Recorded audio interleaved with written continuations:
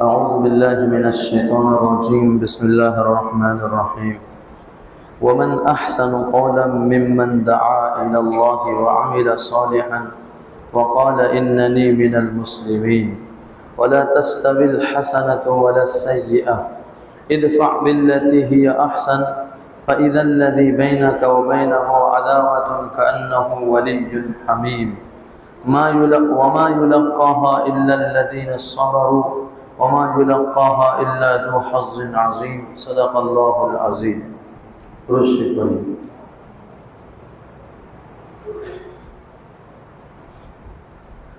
میرے محترم بزرگوں اور دینی بھائیوں، یہ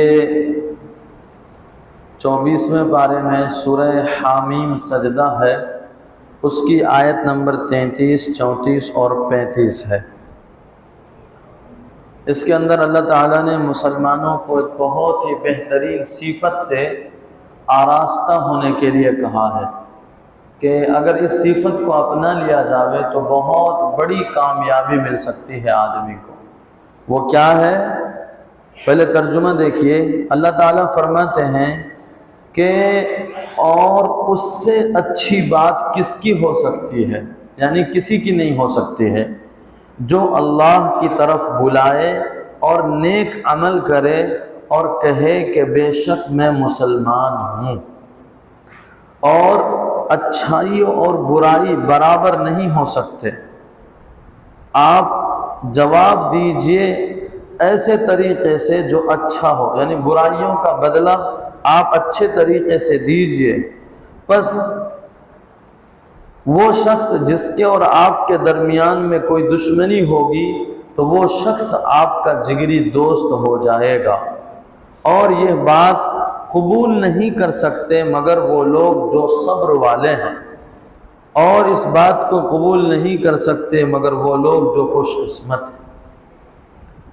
اصل میں پہلی آیت کے اندر اللہ تعالیٰ نے 3 باتوں کی ہمیں اور آپ کو تاکید فرمائی ہے، اور ہم سے 3 چیزوں کا مطالبہ کیا ہے۔ پہلی چیز یہ کہ ہم اللہ کی طرف دعوت دیں، لوگوں کو اللہ کی دعوت دیں، اللہ کی تبلیغ کریں، دنیا میں لوگوں کو اللہ کی طرف بلائیں۔ دوسری چیز کہ عمل صالح کریں، یعنی دوسروں کو اللہ کی طرف بلانا ہے اور اس کے بعد خود بھی اللہ والے اعمال کرنے ہیں، نیک کام کرنا ہے۔ اور تیسری چیز، آدمی فخر سے کہے کہ میں مسلمان ہوں، آدمی فخر سے کہے کہ میں مسلمان ہوں۔ تو 3 باتیں ہیں، اللہ کی طرف دعوت دینا ہے، نیک کام کرنا ہے، اور اپنے مسلمان ہونے پر فخر ہونا چاہیے کہ اللہ کا شکر ہے کہ اللہ نے ہمیں مسلمان بنایا، ورنہ نہ جانے کس مندر کی گھنٹی بجا رہے ہوتے، نہ جانے کون سی برائیوں میں مبتلا ہوتے، کسی چرچ میں جا کر نہ جانے کوئی پرارتھنا کر رہے ہوتے، کوئی اللہ کے خلاف باتیں کر رہے ہوتے، یا کسی گرجا گھر میں جا کر کچھ کر رہے ہوتے۔ اللہ کا احسان اور شکر ہوا کہ اللہ نے ہمیں مسلمان بنایا۔ تو 3 چیزیں دعوت دے۔ اس کے اندر حضرت امی عائشہ صدیقہ رضی اللہ تعالیٰ عنہ فرماتی ہیں کہ اصل میں یہ آیت مؤذنوں کے بارے میں نازل ہوئی۔ مؤذن بولے تو اذان دینے والا، جس کو ہمارے یہاں بانگی صاحب کہتے ہیں۔ بانگ مطلب پکارنا، تو بانگی صاحب مطلب پکارنے والے صاحب، اسی کو عربی میں مؤذن کہتے ہیں، اذان دینے والے۔ تو ان کے بارے میں یہ نازل ہوئی ہے۔ اور پھر مؤذن کی فضیلت تفسیر مظہری کے اندر حضرت مفسر قرآن نے بہت ہی تفصیل سے بیان کیا ہے کہ مؤذن کی، اذان دینے والے کی کیا کیا فضیلتیں ہیں۔ تو اذان دینے والوں سے کہا جا رہا، چونکہ اذان دینا یعنی اللہ کی طرف دعوت دینا، ایک تفسیر تو اس میں یہ ہے اذان دینا۔ دوسری تفسیر یہ ہے کہ ہر وہ چیز اس کے اندر داخل ہے، اس آیت کے اندر، جو بھی طریقے سے اللہ کی طرف لوگوں کو بلایا جاوے، چاہے 3 دن میں جا کر اللہ کی طرف بلایا جاوے، یا 40 دن میں، یا 4 مہینے میں، یا سال میں، یا اسی طرح گشت کے ذریعے سے بلایا جاوے، یہ بھی اس کے اندر داخل ہے۔ اسی طرح سے مدرسے میں پڑھا کر، مکتب میں پڑھا کر اللہ کی طرف لوگوں کو بلائے، یہ بھی اس میں داخل ہے کہ مدرسوں میں پڑھانے والے استاذ اپنے طلباء کو روزانہ اللہ کی طرف دعوت دیتے ہیں کہ میرے اللہ نے یہ کہا ہے، میرے رسول نے یہ کہا ہے، یہ عمل کرنا ہے۔ تو مدرسوں میں پڑھانے والے بھی اس کے اندر داخل۔ اسی طرح سے خانقاہوں میں بھی لوگ یہی کام کر رہے ہوتے ہیں، جتنے مشائخ ہیں لوگوں کے دل کو بنا کر اللہ سے جوڑ رہے ہیں۔ تو یہ بھی اللہ کا کام ہے، یہ بھی اچھا یعنی اس آیت کے اندر داخل ہے۔ اسی طرح سے بعض لوگ ایسے ہوتے ہیں جو لکھتے ہیں، تحریر لکھتے ہیں، مضمون لکھتے ہیں، لٹریچرز لکھتے ہیں، اور وہ لکھ کر کے پیپروں میں، اخباروں میں ڈالتے ہیں یا سوشل میڈیا پر ڈالتے ہیں، جس کے ذریعے سے لوگ پڑھتے ہیں، ان کو بھی دین کی دعوت پہنچتی ہے۔ تو یہ بھی اس آیت کے اندر داخل ہے۔ الغرض جو بھی کسی طریقے سے بھی اللہ کی طرف بلائے، اللہ اعلان کرتے ہیں کہ سب سے اچھی اسی کی بات ہے۔ دنیا میں سب سے اچھی بات اگر کوئی ہے وہ ہے اللہ کی طرف دعوت دینا۔ کتنا، اور اس کے بعد ہم جس امت میں داخل ہوئے، ہم روزانہ سنتے ہیں، ہر روز اتوار کو گشت کے فضائل میں سنتے ہیں کہ جتنے انبیاء آئے سب کا خلاصہ ہمارے نبی کو دیا گیا، اور ہمارے نبی کو جو کام سونپا گیا تھا وہ ہم کو دیا گیا۔ یعنی کون سا کام؟ دعوت والا کام۔ تو دعوت کس کو؟ یہی دعوت کہ اللہ کی طرف بلانا ہے، بریانی کھانے کی دعوت نہیں دینا ہے۔ تو دعوت والا کام اللہ نے جو ہمیں سونپا ہے، تو وہی اس آیت کے اندر اللہ بول رہے ہیں کہ جو بھی کسی کو کسی طریقے سے دعوت دیتا ہے، اللہ کی طرف بلاتا ہے، اس کی بات سب سے اچھی ہے۔ اس دعوت دینے والوں کو دوسری چیز یہ گویا کہ ان کے مقام کو بتلایا کہ تم جو دعوت کا کام کر رہے ہو، جس طرح سے بھی لوگوں کو اللہ کی طرف بلا رہے ہو، تمہارا کام سب سے اچھا اللہ کے ہاں۔ لیکن اس کے ساتھ ساتھ تمہیں بھی ایسا نہیں کہ دوسروں کو بلانا ہے، چلو اللہ کے، چلو اللہ کے، نماز پڑھو، روزہ رکھو، زکوٰۃ دو، صدقات دو، حج کرو، سب کچھ کرو، سب کو دعوت دے رہے ہیں، ساری دنیا سے باخبر، خود کی جہاں سے بے خبر۔ ایسا نہیں ہونا چاہیے کہ دوسروں کو تو دین کی دعوت دے رہے ہیں، أَتَأْمُرُونَ النَّاسَ بِالْبِرِّ، لوگوں کو بھلائیوں کا حکم کر رہے ہو، وَتَنْسَوْنَ أَنفُسَكُمْ، اپنے آپ کو بھول جاؤ، ایسا نہیں ہونا چاہیے۔ اسی لیے دوسری بات کہی وَعَمِلَ صَالِحًا، خود بھی نیک کام کرے۔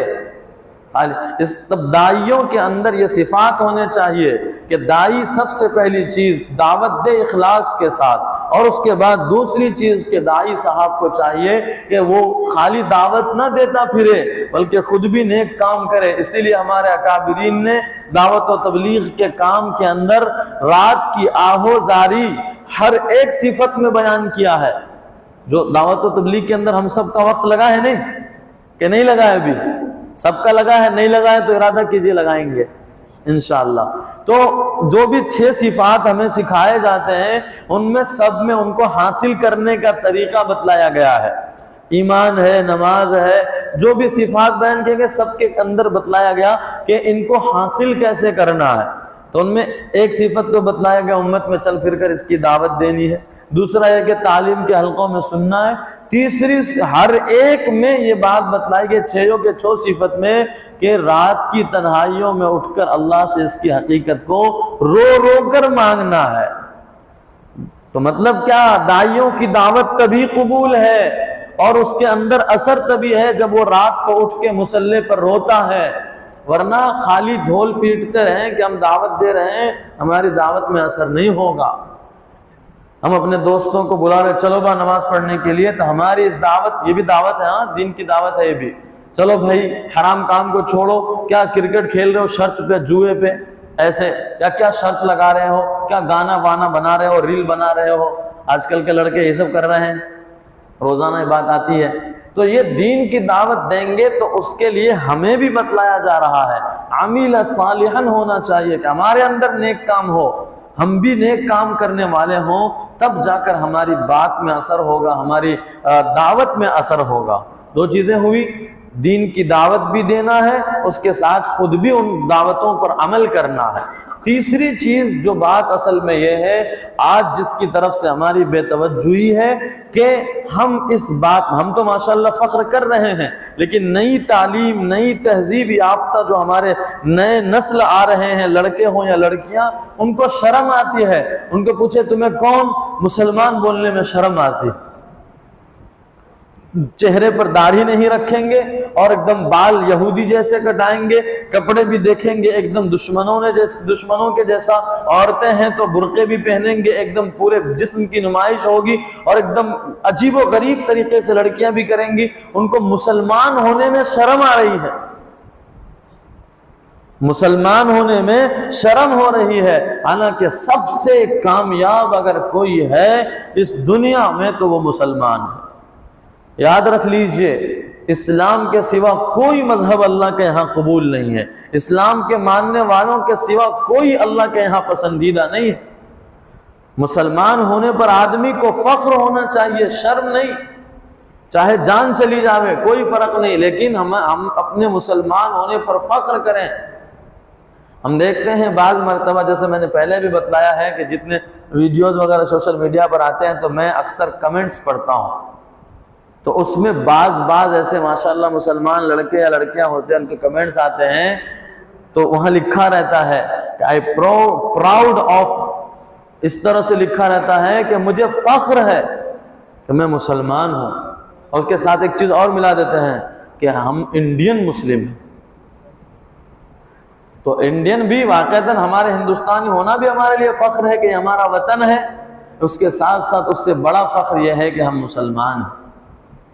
مسلمان ہونے پر حضرت شیخ زکریا رحمۃ اللہ علیہ نے فضائل اعمال کے اندر لکھا ہے کہ وقال اننی من المسلمین میں دو باتیں آ سکتی ہیں، ایسا ایک تو بات یہی ہے کہ مسلمان ہونے پر فخر کریں، دوسرا قول اس میں یہ ہے کہ اب مسلمین کا معنی ہوتا ہے جھکنے والا بھی، ماننے والا، تکبر سے پاک۔ تو حضرت نے کہا ہے کہ اس کا دوسرا مطلب یہ ہو سکتا ہے کہ دعوت دینے سے کسی کے اندر گھمنڈ پیدا نہ ہو جاوے، اے میں دین کا کام کرنے والا، میں مؤذن صاحب، میں نماز پڑھانے والا، میں 4 مہینے چلے لگانے والا، میں گشت کرنے والا، مجھ سے زیادہ بڑا دین والا کون ہوگا، اور بیچ میں وہ عامل صالحا سے ہے خالی۔ یاد رکھیں، جو لوگ اتنا زیادہ تکبرانہ انداز اپناتے ہیں ذرا سے دعوت و تبلیغ میں لگنے کی وجہ سے، یا ذرا مدرسے میں پڑھانے کی وجہ سے، یا کچھ اور نیک کام کرنے کی وجہ سے، ان کے اندر وہ عامل صالحا ہوتا ہی نہیں ہے۔ نیک کام اگر کوئی آدمی کرتا ہے نا، اس کو ڈر لگا رہتا ہے کہ اللہ پتہ نہیں یہ قبول ہوگا کہ نہیں ہوگا، تو دل میں تواضع آتے ہیں اس کو، تو وہی لوگ فخر کرتے ہیں اور گھمنڈ کرتے ہیں، تکبر کرتے ہیں، جو اعمال صالحات سے خالی ہیں، خالی دعوت دینا جانتے ہیں، باقی نیک کام کرنا نہیں جانتے ہیں۔ تو خیر، تیسری جو بات بتلائی گئی اس کے بارے میں حضرت شیخ نے لکھا ہے کہ وقال اننی مسلمین سے آدمی یہ کہے کہ میں بھی مسلمانوں میں سے ایک مسلمان ہوں، یعنی کہ میں بھی جیسے سب لوگ اللہ کے بندے ہیں، میں بھی ایک بندہ ہوں، یعنی گھمنڈ نہیں آنا چاہیے، تواضع ہو، فخر نہ ہو، بلکہ اپنے آپ کو جھکائے رکھنے والوں میں سے یہ شامل کرے۔ تو خلاصہ میرے بزرگوں اس آیت کا تو یہ ہے کہ ہمیں اللہ تعالیٰ کی طرف سے حکم دیا گیا، سب سے اچھی بات اللہ کی پکار ہے، لہذا ہم دین کی دعوت میں لگیں۔ دوسری چیز یہ ہے کہ دوسروں کو دعوت دینا ہی ہے، اس کے ساتھ ساتھ خود بھی اعمال اچھے کرنے ہیں، اور اس کے بعد تیسری چیز ہے کہ اپنے آپ کو مسلمان ہونے پر فخر کرنا ہے، کبھی بھی شرمندہ نہیں ہونا، کبھی نہیں۔ بعض لوگوں کو داڑھی رکھنے میں شرم آتی ہے، کیوں؟ ہمارے پڑوسی ملک کے حضرت مفتی طارق مسعود صاحب ہیں، انہوں نے ایک بات کہی کہ ہمارے نوجوانوں کو چاہیے کہ ہمت کر کے داڑھی رکھ لے، ہمت کا لفظ لگایا انہوں نے۔ وجہ اس کی یہ ہے کہ ہمارے نوجوانوں کے اندر اس بات کی ہمت نہیں ہے کہ داڑھی رکھ کے تو لوگ سمجھیں گے داڑھی والا ہے، پھر وہ سمجھتے ہیں کہ ہم کو شادی نہیں ہوگی، میں اچھی لڑکی نہیں ملے گی، تو اس کے بدلے میں دوسرے ایک عالم صاحب ہیں، نام بولتا نہیں ان کا، لیکن بڑے زبردست بولا انہوں نے بھی، ارے تم کیا بات کرتے ہو، ہمیں داڑھی پر 4 بیویاں ملی ہے، تم کہتے ہو داڑھی پر بیوی نہیں ملے گی۔ تو اسی لیے داڑھی رکھنے اس لیے کہا جا رہا ہے کہ ہمارے نبی کی سنت ہے، ہمارے نبی کا چہرہ داڑھی والا تھا، اور اللہ کو سب سے زیادہ پسند میرے نبی کا چہرہ ہے۔ بار بار اللہ نے قرآن میں قسمیں کھائی ہیں اپنے نبی کے چہرے کی، تو اسی لیے ہمت کر کے داڑھی رکھ لینا چاہیے۔ تو اب یہی کہ داڑھی رکھنے میں شرم آتی ہے کہ ہم مسلمان سمجھے جائیں گے، ٹوپی نہیں رکھتے سر پر، کیوں؟ کئی ایسے لوگ ہوتے ہیں راستوں میں ملتے ہیں، ان کو سلام کریں کہ نہیں کریں کنفیوژن میں رہتے ہیں ہم، وجہ اس کی کہ نہ سر پر ٹوپی ہے، نہ چہرے پر داڑھی ہے، تو اب کیا سمجھے مسلمان ہے؟ تو ہم اس وجہ سے بہت سی مرتبہ ایسا ہوتا ہے کہ سامنے والوں کی سلام والی دعا سے محروم رہ جاتے ہیں۔ تو کم سے کم ہمارے اندر کوئی نہ کوئی صفات مسلمان والے ہونے چاہیے۔ خیر، تو دوسری آیت جو ہے جس میں 2 اور 3 نمبر جو آیت ہے، یعنی 33 اور 34 اور 35 نمبر آیت، اس کے اندر بہت مختصر آپ کے سامنے رکھتے ہیں۔ یعنی یہاں بتلایا گیا ہے اس کے اندر کہ اگر تمہارا کسی سے جھگڑا ہے، لڑائی ہے، دشمنی ہے، تو ان کے ساتھ کیسے برتاؤ کرنا ہے، ان کے ساتھ کیسے رہو گے جو دشمنی ختم ہوگی، محبت بڑھے گی۔ تو اللہ تعالیٰ بیان فرماتے ہیں کہ محبت آپس میں بڑھانے کا بہترین طریقہ یہ ہے کہ جب وہ تمہارے ساتھ بدبختی سے پیش آئے تو تم نیک بختی سے پیش آؤ۔ اگر وہ تمہارے ساتھ غصے سے پیش آئے تم ٹھنڈے مزاج سے پیش آؤ۔ اگر وہ تمہارے ساتھ بخیلی کرتا ہے، وہ چائے پلاتا ہی نہیں، روزانہ ہمارا پیتا ہے، کوئی بات نہیں، پلاؤ، آپس میں محبت بڑھی رہے گی۔ بخیلی کرے تو ان کے ساتھ سخاوت کریں، غصہ کرے تو ان کے ساتھ نرمی کریں، جھگڑا کرے، لڑائی کرے تو ان کے ساتھ پیار کا برتاؤ کریں۔ اللہ فرماتے ہیں اس کی وجہ سے کیا ہوگا کہ تمہارا دشمن سے دشمن بھی تمہارا ولی حمیم، جگری دوست بن جائے گا۔ جی، یہ قرآن جب اعلان کر رہا ہے تو اس کا مطلب میرے اللہ نے انسان کے اندر یہ صفات پیدا کی ہے کہ آج نہیں تو کل وہ آدمی بدلے گا جو ہمارے ساتھ دشمنی کر رہا ہے۔ اگر ہمارے اخلاق ایسے ہوں گے تو مسلمان آج پریشان حال ہے، مسلمانوں کے دشمن بڑھتے جا رہے ہیں۔ وجہ اس کی یہ ہے کہ خود مسلمان کے اخلاق اچھے نہیں ہیں۔ وہ سمجھتے ہیں کہ چپ چاپ مار کھا لینا یہ ہمارے اخلاق ہیں، غلط ہے، یہ اخلاق نہیں ہے۔ اخلاق کیا ہے؟ ایک واقعہ سناتا ہوں۔ ہمارے علماء دیوبند میں سے ایک بہت بڑے ہستی گزری ہیں جن کا نام حضرت شیخ الاسلام حضرت مولانا حسین احمد مدنی رحمۃ اللہ علیہ، یا غالباً حضرت شیخ الہند رحمۃ اللہ علیہ کا واقعہ ہے یہ، جو جنگ آزادی میں شریک تھے۔ ان کا واقعہ، وہ ٹرین میں سفر کر رہے تھے، تو ٹرین میں سفر کرتے کرتے ایسا ہوا کہ بات چلتی گئی تو ایک آدمی جو تھا بار بار غصے میں دیکھتا تھا، بار بار غصے میں دیکھ رہا تھا حضرت کو، اور وہ غیر مسلم تھا۔ تو حضرت اس کو دیکھ رہے تھے، کچھ بول نہیں رہے تھے۔ وہ آدمی کیا ہوا، ٹوائلٹ کی طرف گیا اور جیسے گیا ویسے ہی واپس آ گیا۔ تو حضرت سمجھ گئے کہ کیا معاملہ ہے۔ حضرت شیخ الہند رحمۃ اللہ علیہ غالباً گئے اور جانے کے بعد اپنے ہاتھوں سے ٹوائلٹ کو صاف کیا۔ کون سے ٹوائلٹ کو؟ ٹرین کے۔ ہم اپنے گھر کے کرنے میں پریشان ہوتے ہیں، بیوی کو کہتے ہیں تم کرنے کا، بیویوں پر دادا گیری کرتے ہیں۔ میرے بھائیوں، کبھی یہ کام بھی کر لیا کریں، محبت بڑھ جائے گی آپس میں۔ جھاڑو بھی لگا لیا کریں، ہمارے نبی کی سنت ہے۔ پوچھا لگا لیا کریں کبھی بیوی کے ساتھ میں، سنت ہے ہمارے آقا کہ ہمارے نبی آٹا گوندھ دیتے تھے، کبھی اٹھا کر لقمہ منہ میں کھلا دیتے تھے، وغیرہ وغیرہ بہت سی چیزیں ہمارے نبی کی سنت ہے۔ تو حضرت جو ہیں ٹرین کی ٹوائلٹ کو صاف کر رہے ہیں، صاف کر کے پوری طرح سے پانی وانی مار دیا۔ اس کے بعد آئے، اس آدمی سے کہا کہ بھئی کیا بات ہے، آپ ابھی گئے تھے ٹوائلٹ میں اور جلدی واپس آ گئے؟ اتنا جلدی تو کوئی نہیں آتا، کم سے پیشاب کرنے میں 2 منٹ تو لگیں گے، آپ تو گئے اور واپس آ گئے۔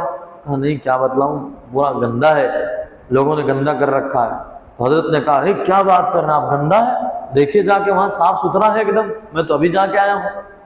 تو آدمی کہا نہیں ایسا نہیں ہو سکتا، ہم دیکھ کر آئے ہیں ابھی گندا ہے۔ تو حضرت نے کہا نہیں، جا کے دیکھیے اب صاف ستھرا ہے۔ وہ گیا تو دیکھا تو حیران ہو گیا، وہ ابھی گندا تھا ابھی صاف ستھرا کیسے ہو گیا؟ میرے بعد یہی مولوی صاحب آئے ہیں، دوسرا کوئی آئے نہیں۔ تو خیر وہ فارغ ہوا، فارغ ہونے کے بعد آیا مولانا کے پاس میں اور آ کر کہنے لگا سچی بتاؤ آپ نے صاف کیا نا؟ کہا جی، میں نے دیکھا کہ آپ تکلیف میں ہیں اور آپ جا کر واپس آ گئے، میں نے سوچا کہ آپ کو تکلیف کیوں ہو، میں نے صاف کر دیا تاکہ آپ آرام سے فارغ ہو سکے۔ تو آپ کون ہیں؟ کہا کہ چھوڑیے کیا بولیں گے۔ ایسے بات چلی، بات چلتے چلتے انہوں نے کہا کہ مجھے تمہارے مولویوں میں جو ہے نا ایک شیخ الہند نام کا ہے، اس سے بہت غصہ ہے مجھے، اس پر مجھے بہت غصہ ہے، وہ کہیں ملے گا تو اس کو چھوڑوں گا نہیں، ایسا۔ حضرت نے کہا بندے کو شیخ الہند کہا جاتا ہے۔ وہ حیران ہو گیا کہ آپ شیخ الہند آپ ہیں؟ کہا جی، مجھے ہی کہتے ہیں لوگ۔ تو آدمی معافی مانگنے لگا کرے، آپ اتنے اچھے آدمی ہیں، آپ کے بارے میں لوگوں نے اتنی برائیاں پھیلائی ہے۔ تو یہ اخلاق ہے ہمارے، ہے نا۔ جو آدمی کل دشمن تھا ابھی ہمارے اخلاق دیکھ کر کیسا بن گیا؟ دوست بن گیا۔ اور کیسا دوست؟ ایک واقعہ سنا کر بات ختم کر دیتا ہوں۔ حضرت نبی پاک صلی اللہ علیہ وسلم کے پاس یہودی کے علماء میں سے چند علماء آئے، اور آنے کے بعد جو بھی ہوا وہ روایت اصل میں یہ ہے، غالباً علامہ طبری رحمۃ اللہ علیہ یا کوئی راوی ہیں، محدث ہیں، روایت کرتے ہیں کہ اللہ کے نبی صلی اللہ علیہ وسلم کے اوپر ایمان لانے والے یہودی علماء، عام یہودی نہیں، یہودی علماء جو بڑے ماہر تھے، ان میں سے ایک عالم کہتے ہیں کہ میں نبی علیہ السلام کو جب میں نے پہلی بار دیکھا، اس وقت تو وہ نبی نہیں مانتا تھا، تو اس نے کہا کہ میں نے جب پہلی بار محمد کو دیکھا، ان کے چہرے سے ان کے بارے میں جو ہم نے اپنی کتابوں میں پڑھا تھا وہ سب نظر آیا ان کے چہرے پر، ساری چیزیں مل گئی، بالکل وہی نشانیاں جو ہماری تورات میں بتلائی گئی تھی محمد کے اوپر ساری نشانیاں تھی، لیکن دو نشانیاں ہم نے نہیں دیکھی چہرے کے اوپر۔ وہ دو نشانیاں جب تک ان کے ساتھ معاملہ نہیں کرتے تب تک پتہ نہیں چلتا۔ تو کیا دو نشانی تھی؟ دو نشانی یہ تھی کہ جب ان کے ساتھ کوئی بد زبانی کرتا ہے، جھگڑا کرنے کی کوشش کرتا ہے، تو ہمارے نبی صلی اللہ علیہ وسلم کی صفت ان کی کتابوں میں لکھی تھی کہ محمد ان کو معاف کریں گے۔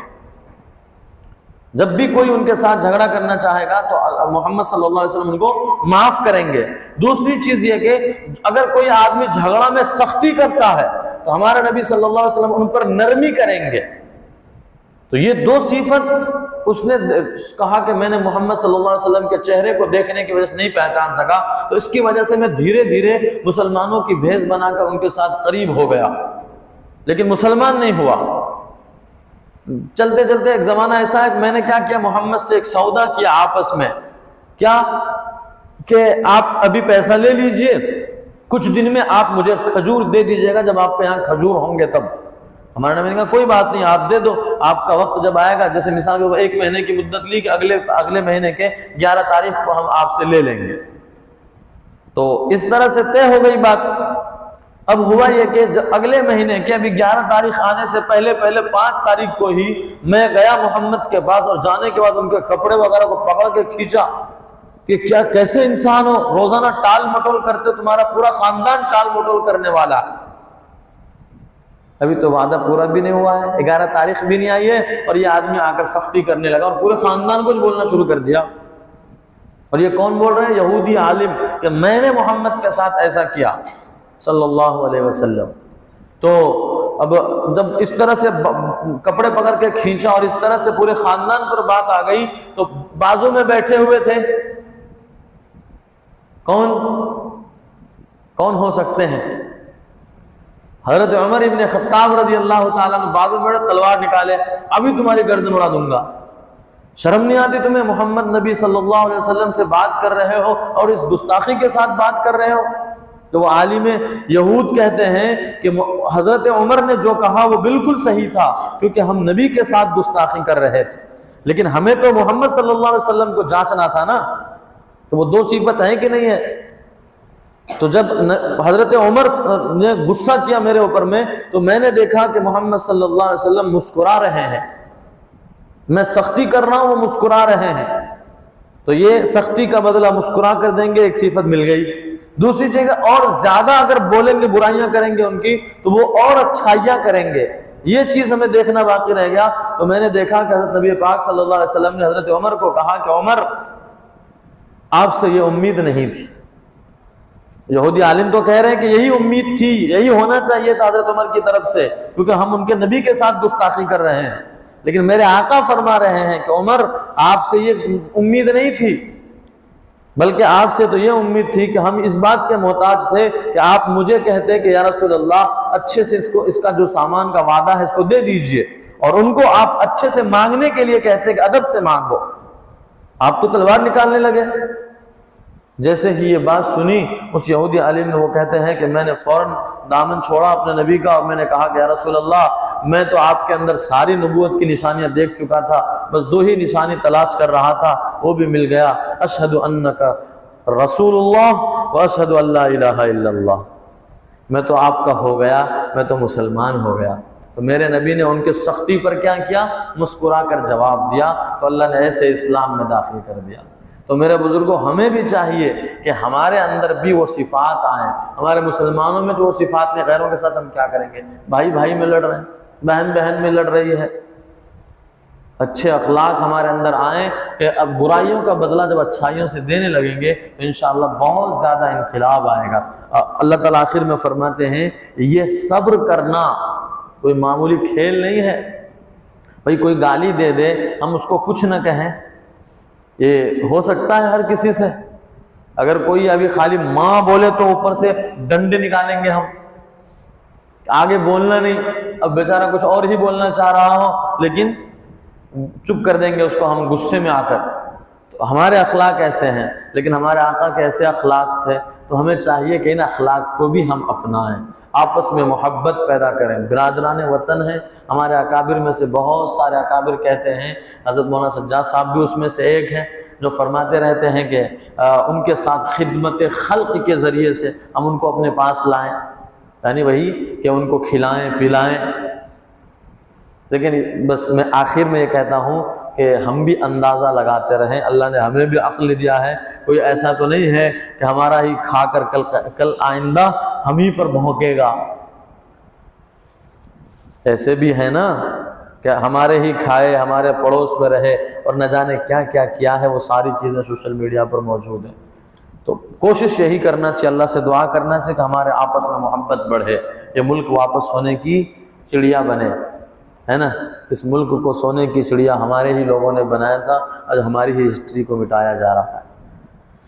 اللہ ہمارے ملک والوں کو بھی صحیح سمجھ عطا فرمائے، ہمیں اپنے نبی کے اخلاق نصیب فرمائے۔ آخر دعوانا الحمدللہ۔